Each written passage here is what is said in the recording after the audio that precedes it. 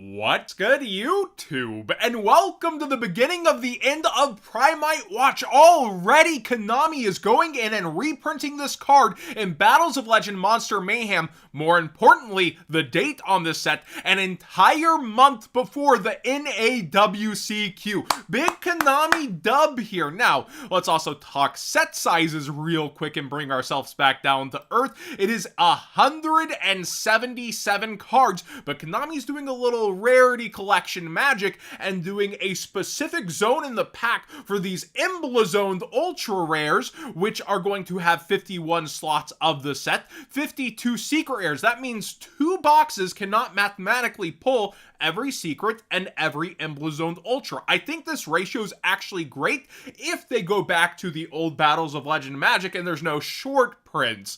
Let's be realistic with modern Konami. Even a half print would be very disgusting here, but we're getting pre-WCQ Battles of Legend. Maybe some of that magic will be in there. I'm not going to hold my breath. And they've also announced that Starlight rares in this set will be by the quarter-century secret rare rate. A ton of information to take in and a pretty sizable set, but the ratios outside of any short prints are going to be very incredible and actually great. And they're doing the chibi cards. That actually hits one of my investments. I bought several PSA 10s of the 7-Eleven collab Blue Eyes because they were relatively cheap, but it does have a different background that looks better from the OCG at least. But I never foresaw this coming over to the TCG. Now with Primite itself, it's fallen off 33% overnight. It has gone towards $60 from $90, and the panic sellers went as low as the low 50s when selling it off.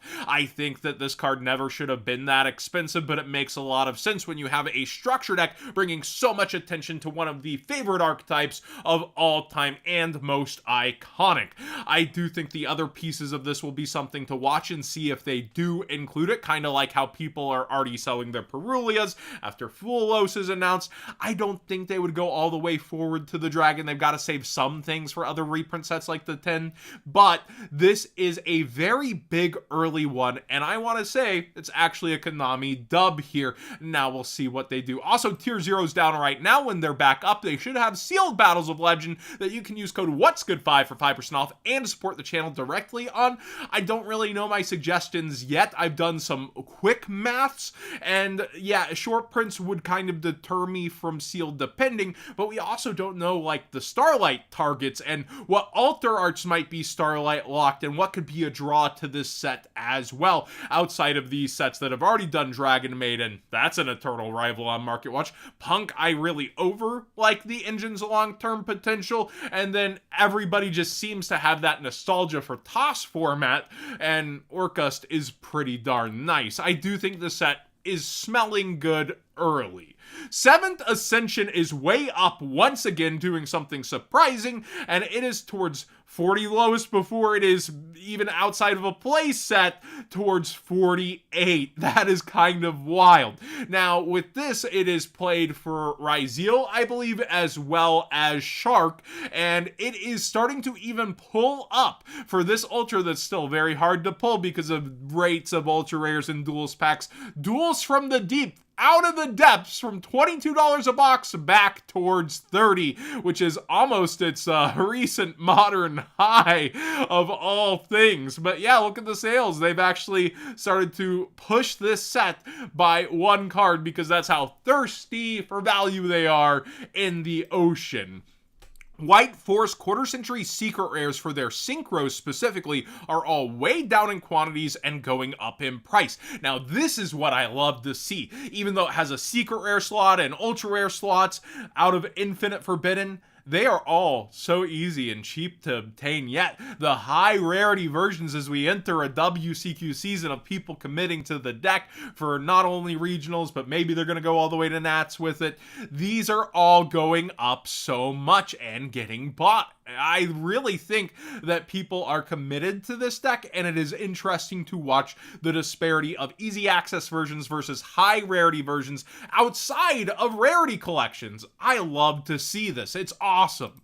Now, Secret Village of the Spellcaster's Quarter Century Secret Rare, I would believe would also be for White Forest. Correct me if I'm wrong. It is going pretty wild. It's on full buyout mode here. Cheapest one is towards 30 some odd before it's 40 quickly. And let's check where those sales went. They are around $20 to almost 25 max, but a lot of them are still cheaper than that as of recent. So we'll see where it settles. Also in the Quarter Century Secret Rare slot, we talked about the Exodia event from Master Duel, the Unstoppable Exodia Incarnate Quarter Century Secret Rare, so max rarity versions. It was around 55, and you can see it climbing on up here. $70 or $69.99 for the lowest just about, and sales were consistently around 50 and did peak towards the 70s through this as well. We see Goblin Bikers are doing it big. I remember people murmuring about the support. Oh, it's here, we're gonna have it.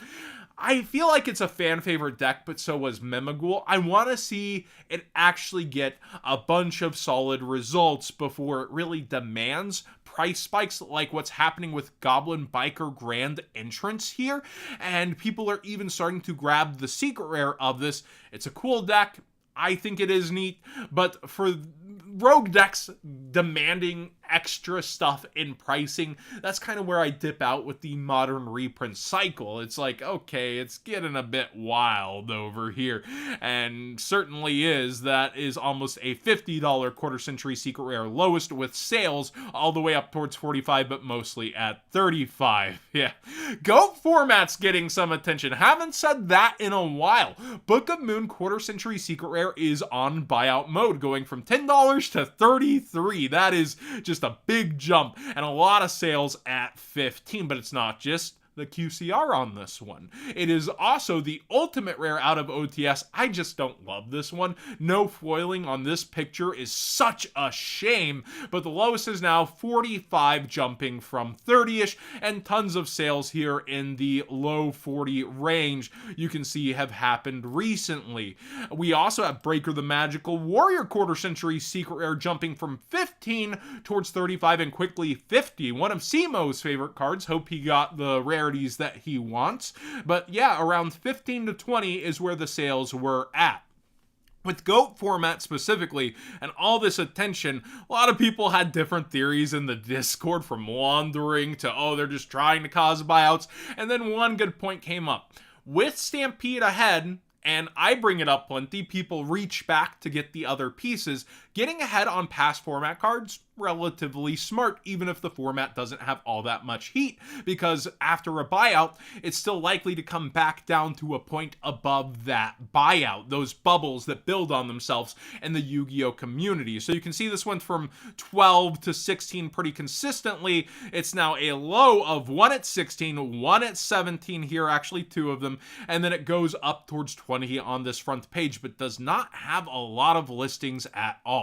Upstart Goblin, though, we covered this just in the last watch about people going back for others. This is towards $96 lowest. That is crazy to me. Every single 50 to 60 has gone, so we'll see where it settles back. This is a brave one before, we go ahead to another reprint set like Stampede. The Secret Rare Miracle Fusion is getting bought out. The sets are so expansive, but it is the last call for Quarter Century Secret Rare, so we'll see what misses. But yeah, this is on big buyout mode here, and not a lot of traction for Speed Duels with what products on the horizon? And then finally, I'm not sure on this one why, Dark Spirits Mastery, the ultra rare out of Legendary Duelist Immortal Destiny, is getting bought out here. You can see the lowest are now towards $10, and it creeped up from just around $2, which was already up in price. You discard a card to add a Destiny board, or any level 8 Fiend monster from your deck or graveyard to your hand. So I'm not sure exactly what this is vibing with. Let me know in the comment section down below. There are still easier access versions, but they are both commons if you're looking for this. And it is a pretty cool Necro Fear art, to be fair. But it does have its reprints, multiple of them available. So this is kind of the balance I actually like on cards. You can get a nice cheap common, but you gotta pay up for the holo. I like that balance a ton. Let me know what you think of the Battles of Legend news here. I think that it's a super exciting set so far in Primus. They're trying a lot of different things for the end of QCR phasing out into us going back to Starlight and doing different approaches that I think the Gores actually got a lot of attention over in the OCG. They already had the Blue Eyes though, like I said, different background, and this should be a fun one to watch. Thanks for watching, everybody.